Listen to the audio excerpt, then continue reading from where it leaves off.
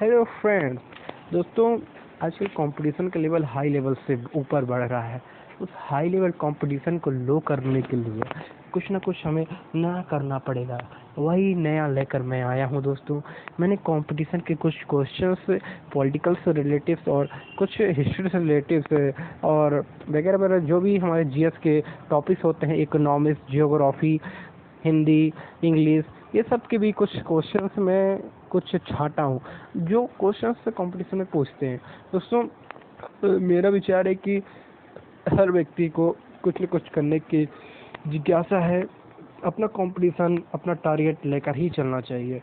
दोस्तों, मैं शिवम आपको फ्री में जीएस और ये सब की प्रोवाइड करवा रहा हूँ, जिससे मैं आपकी मदद करूं और आप दूसरों की भी मदद करें। आप दूसरों की मदद कैसे कर सकते हैं दोस्तों?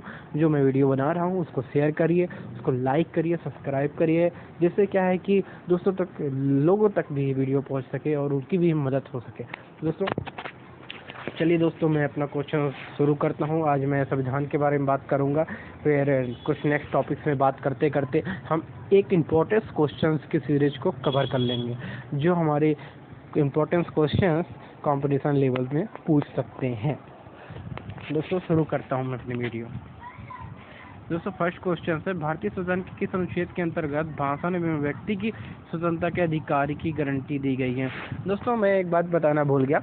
आप लोग कॉपी पेन लेकर बैठिएगा, जिससे मैं क्वेश्चंस जैसे ही क्लिक करूं आंसर में, तो आप लोगों को क्या है कि एक अंदाजा हो सके कि मैं इतना वर्चुअल इतने नंबर पा सकता हूँ।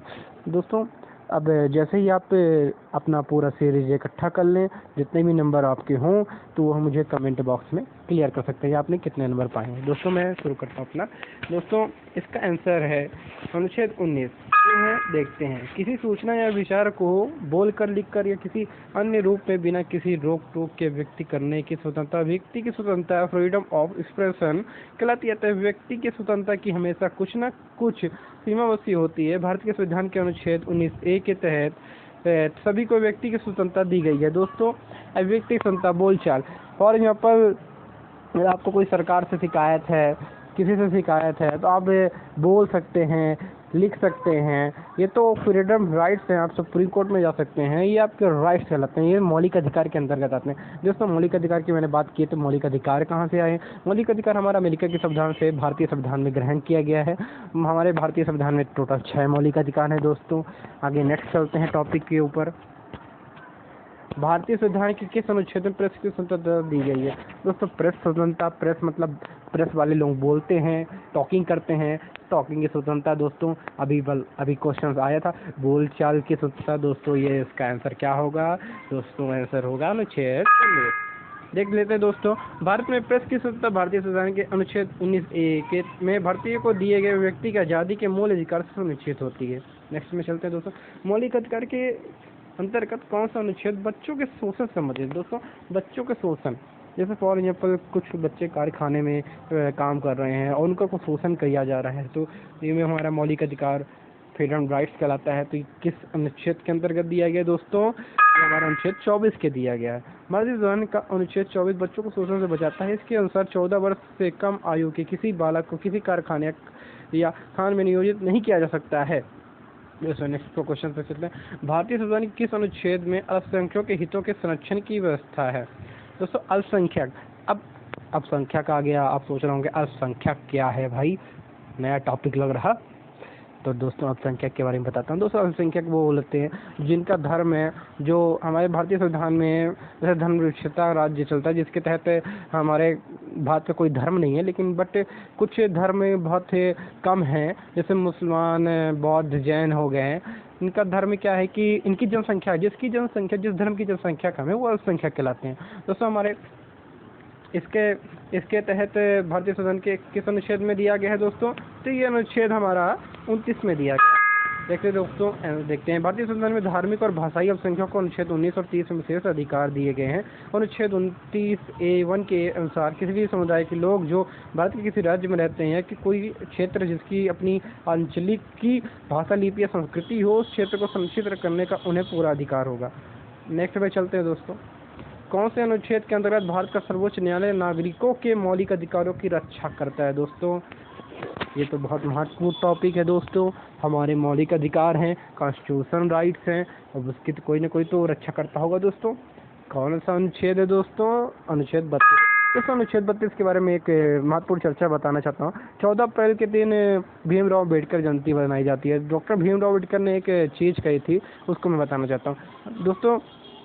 उन्होंने कहा था कि संवैधानिक औपचारिक अधिकार जो अनुच्छेद 32 के तहत आता है, उन्होंने इसको संविधान की आत्मा कहा था दोस्तों। कंफ्यूजन ना होइएगा, तो इसका को भी संविधान की आत्मा अंग कहा जाता है। लेकिन भीमराव अम्बेडकर ने किसको कहा था? अनुच्छेद 32 को। क्वेश्चन अगर ये आता है कि भीमराव अम्बेडकर ने किस अनुच्छेद को संवैधानिक औपचारिक अधिकार कहा था, तो अनुच्छेद 32 हम कर सकते हैं। और ये अगर क्वेश्चन ये आए कि संविधान की आत्मा किसे कहते हैं, तो उद्देशिका को संविधान की आत्मा कहते हैं। ये टिक करेंगे दोस्तों। नेक्स्ट में चलते हैं दोस्तों क्वेश्चन। भारतीय संविधान के किस अनुच्छेद में राज्यों के नीति निर्देशक तत्वों को? दोस्तों नीति निर्देशक तत्व बहुत ही मामूली, बहुत ही इंपॉर्टेंट है। ये हमारे अनुच्छेद 36 से 51 तक आते हैं दोस्तों। नीति निर्देशक के बारे में बताना चाहता हूँ। भारतीय संविधान के आयरलैंड के संविधान से नीति निर्देशक तत्व लिए गए हैं। नीति निर्देशक तत्व का है राज्य की कुछ नीतियाँ, कुछ उद्देश्य होंगे, उसी के तहत वो अंतर्गत वो काम करेगा। नीति निर्देशक तत्व के तहत हमारे जो मौलिक अधिकार हैं वो सुरक्षित रहते हैं, और जो भी हमारे राइट्स हैं वो भी सुरक्षित रहते हैं। राज्य एक नीति और एक कार्यान्वयन के तहत ही कार्य करेगा, जिससे ना ही जनता को कोई नुकसान हो, ना ही कोई सरकार को कोई नुकसान हो, तो उसके तहत ही कार्य करेगा दोस्तों। नीति निर्देशक तत्व राज्य के नीति नियम कानून होते हैं, एक तरह से कहें तो। देख लेते हैं दोस्तों, राज्य की नीति निर्देशक संविधान का वर्णन संविधान के भाग 4 में अनुच्छेद 36 से 51 तक किया गया। इसकी प्रेरणा आयरलैंड के संविधान से मिली है। इसे न्यायालय द्वारा लागू नहीं किया जा सकता, यानी इसे वैधानिक शक्ति प्राप्त नहीं है।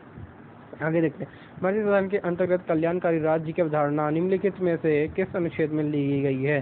दोस्तों हमारा नीति निर्देशक तत्व अनुच्छेद 36 से 51 तक आता है, तो उस अनुच्छेद में उसके बीच में अनुच्छेद 39 आता है, तो अनुच्छेद 39 हमारा सही है। भारतीय संविधान के अंतर्गत कल्याणकारी राज्य की अवधारणा अनुच्छेद 39 में। कल्याणकारी राज्य मतलब सभी चीज़ें संपन्न, पूर्ण संपन्न चीज़ें हों। राज्य के मैंने बताया था ना, राज्य के नीति नियम कानून होंगे, उसी के तहत है। आगे चलते हैं दोस्तों। भारतीय संविधान का कौन सा अनुच्छेद राज्य सरकार को ग्राम पंचायत के गठन का निर्देश देता है? दोस्तों ग्राम पंचायत मतलब जो गांव ये सब होते हैं, उसका गठन का निर्देश अनुच्छेद 40 देता है। भारत के संविधान के नीति निर्देशक तत्वों के अंतर्गत अनुच्छेद 40 में यह निर्देश है कि राज्य ग्राम पंचायतों का संगठन करेगा और उनको ऐसी शक्तियां और अधिकार प्रदान करेगा जो उन्हें स्वायत्त शासन की इकाइयों के रूप में कार्य करने के लिए आवश्यक हो। आगे चलते हैं दोस्तों। 42वें संविधान संशोधन द्वारा संविधान के किस अनुच्छेद में मौलिक कर्तव्यों को जोड़ा गया है? दोस्तों 42वें संविधान संशोधन द्वारा हमारा अनुच्छेद 1 जोड़ा गया है, जो मौलिक कर्तव्य के तहत आता है। सरदार सरोवर सिंह समिति की अनुशंसा पर संविधान के 42वें संशोधन 1976 ईस्वी के द्वारा मौलिक कर्तव्यों को संविधान में जोड़ा गया है। इसे रूस के संविधान से लिया गया है। इसे भाग 4 का में अनुच्छेद 51 का के तहत रखा गया है। आगे चलते हैं। भारतीय संविधान के किस अनुच्छेद में मौलिक कर्तव्य की चर्चा की गई है? मौलिक कर्तव्य दोस्तों, मौलिक कर्तव्य हमारे मौलिक कर्तव्य 11 हैं। उस मौलिक कर्तव्य को हमारे अनुच्छेद 51 में रखा गया। सरदार वल्लभ समिति के अनुच्छेद पर संविधान के 42वें संशोधन 1976 ईस्वी के द्वारा मौलिक कर्तव्यों को संविधान में जोड़ा गया है। इसे रूस के संविधान से लिया गया है। इसे भाग 4 का में अनुच्छेद 51 का के तहत रखा गया है। दोस्तों वीडियो अच्छी लगे तो लाइक करिए, सब्सक्राइब करिए, दोस्तों को शेयर करिए। दोस्तों इसी तरह मैं नेक्स्ट वीडियो भी लाऊंगा और आपको प्रोवाइड करूंगा। दोस्तों कमेंट जरूर करिएगा आपने कितने नंबर पाए हैं। दोस्तों बाय बाय, फिर मिलूंगा अगली वीडियो में। तब तक के लिए जय हिंद, जय वंदे मातरम, जय।